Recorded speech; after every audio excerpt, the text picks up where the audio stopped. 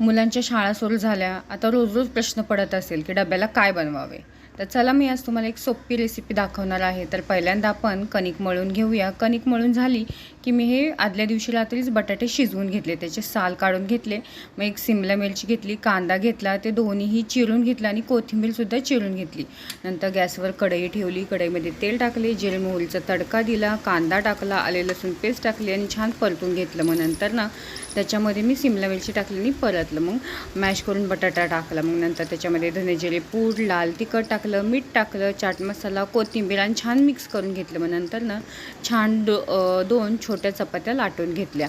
चपात्या लाटून घेतल्यानंतर त्याच्यावरती सॉस मेयोनीज लावलं आणि चांगलं स्प्रेड केलं. मग नंतर बटाट्याचा रोल केला आणि तो त्या चपातीमध्ये रॅप केला. त्याच्यावरती चीज खिसलं. मग नंतर तवा गरम करायला ठेवला, त्याच्यावरती बटर टाकलं आणि छान भाजून घेतलं. मस्त असा आपला टिफिन रेडी आहे.